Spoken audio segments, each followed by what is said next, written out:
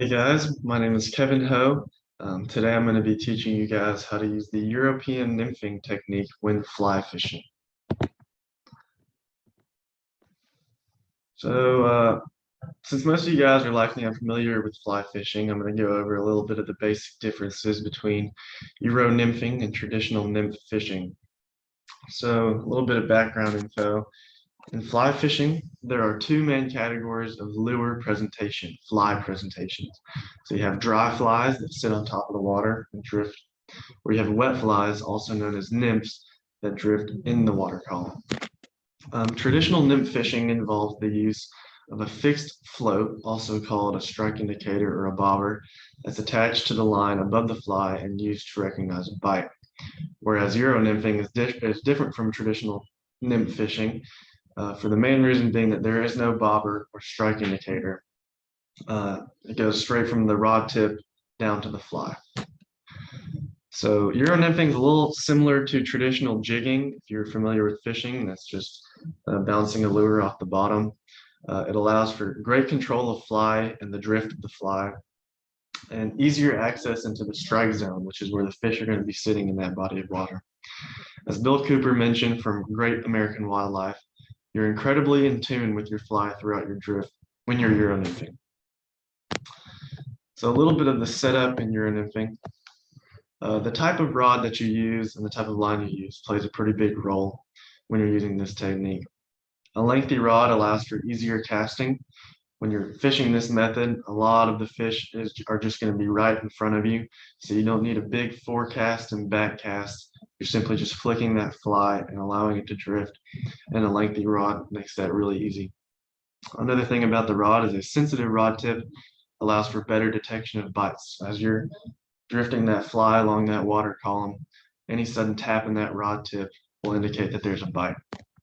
A lot of people also like to use what's called a sided fly line, which is essentially acts as a bobber.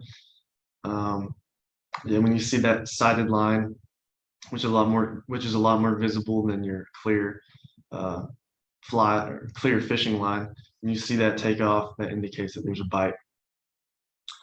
A little bit about the type of line that you need. Depending on the current and the depth of the body of water that you're going to be fishing in, you're going to use 7 to 12 feet of fishing line, also called leader. And there's two different types of line that you can use. Traditionally, people use monofilament, which is a slow sinking line, whereas fluorocarbon is a fast sinking line. And when you're wanting to get down into the depths of those that strike zone, you're going to want to use a fluorocarbon because it allows that fly to get down there faster. Next step is flies. So there's many different types of flies used to Euro nymph, but you should generally use heavy bead-headed flies. So if you look at the ones in this image right here, they all have pretty heavy beads, which just acts as a weight and allows them to get down into that strike zone. There's different types of bait imitations that include larvae, worms, bait fish, and eggs. If you think about it, these are all things that are floating under the water.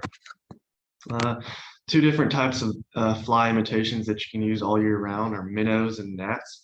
Minnows and gnats are going to be in the water all year round. So that's something that you can always throw on and expect to get a bite.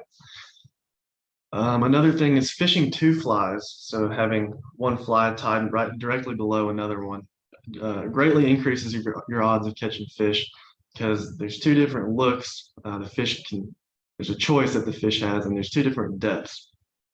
So they'll be floating in different levels in the water column. So whenever you're choosing a fly, one of the most important parts is what's called matching the hatch. So all year long, there's different insect hatches, and it's different types of insects at different types of years. So you want to match something that imitates what the fish are currently eating. Three criteria that there are for matching the hatch: size, color, and profile. It's best to meet as many of these as you can, but if you just meet one, then you should end up with a bite. So thank you guys for listening, and I hope you guys gained something from this. Fly fishing is something that I've gotten into the past few years, and it really helps me get in touch with nature and tune into the seasonal changes, really. So I encourage you guys to give it a shot. I appreciate you guys listening. And here are some of the sources that I used for some of those images and some of those facts. Thank you guys.